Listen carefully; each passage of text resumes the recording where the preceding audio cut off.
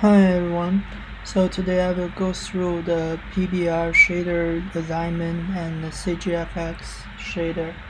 So for the first shader, it is a PBR shader. I apply the material to this bigger sphere, and first I go through the shader graph. So yeah, okay, so for the opacity, I just simply combine the texture with the color and split the alpha and multiply a property called opacity, and also I use a dither to change the size of the spot on the sphere. So here is for the opacity, and for the ambient, I just simply use the ambient node to apply its sky color and multiply the texture color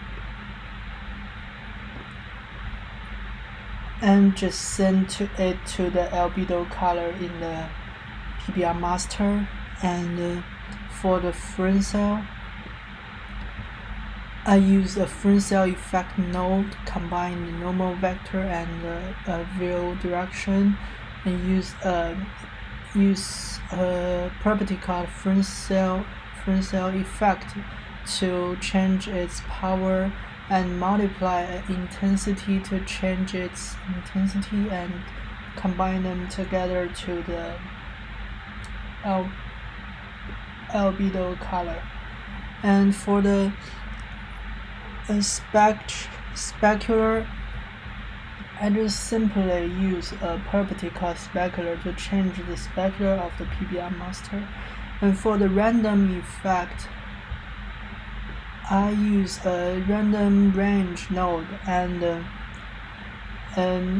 gradient has several colors, and use a random C to control the random range. And also, if I move the position of the sphere, it will also change the random range. So and I apply them to the albedo color. So here is for the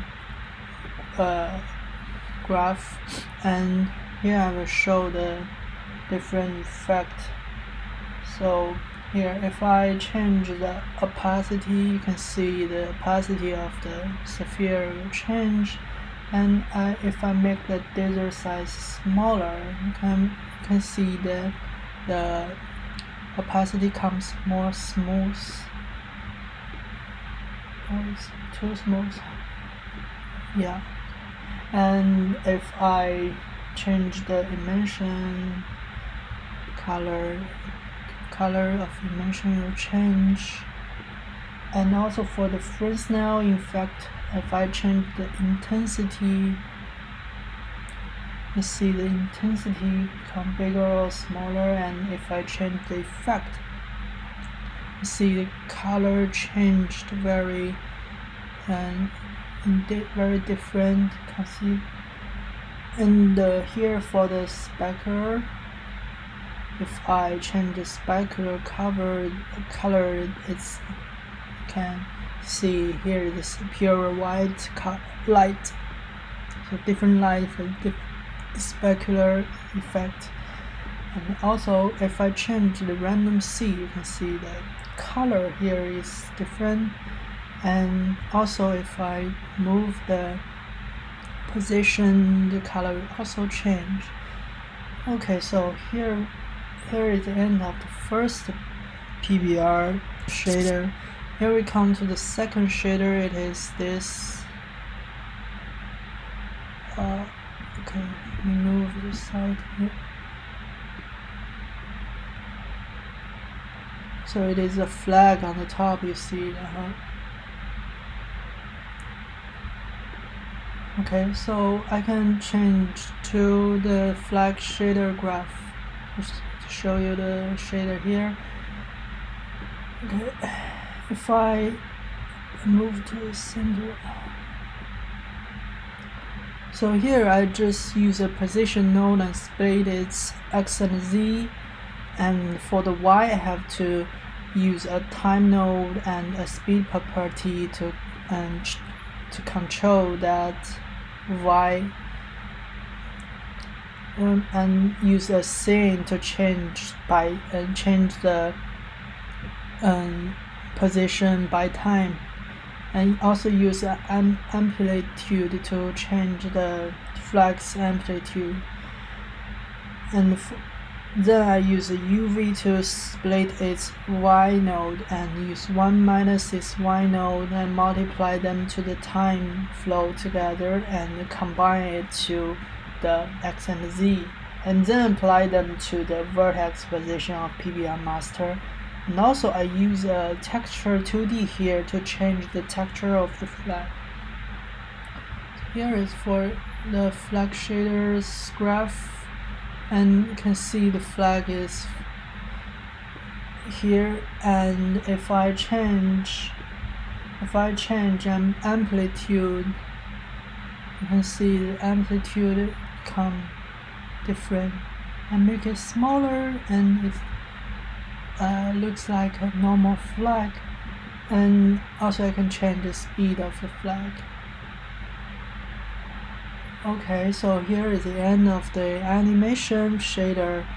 So for the last shader, I apply the material here in a smaller bore. Yeah. Okay, so let's open so for this shader, I added this shader in the cgFX script. Open the script here. Okay, so you can see there.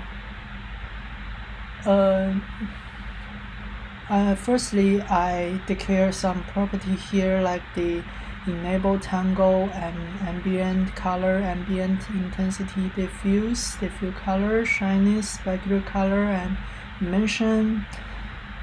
And then I will, so here just declare some property here. So for the firstly, I will get the position and direction of the world or camera. For the ambient, I just simply multiply the ambient intensity and color. And for diffuse, I should get undocked first and multiply to the diffuse light color and diffuse color. And I use a light carrier to add every light effect together and add it to the light carrier. For the specular, I have to get the reflection R dot and multiply them with the shininess and specular color together and add to the light carrier. So that's really simple. And for the emission cause, I have to get another texture here. So I applied a color to the light, and I have to get the emission RGB and add it to the color, and finally return the color. So here is the end of the script. And then I come to control the different effect here. You can see I can enable the ambient or disable it, and if I change the intensity, the ambient effect becomes different. If I use the diffuse, enable the diffuse and change the diffuse value, you can see the diffuse. Also I can change the diffuse color to red or blue. And for the specular, if I enable it, you can see there is a small light spot here. Also if I change the shyness and make it more clear with a white light here, yeah, you can see the light spot is bigger or smaller. Also for the emission, it can change. You can see I can change the intensity here to change the emission, and also I can change different color for emission. Okay, thank you for watching. Here is the end of this assignment.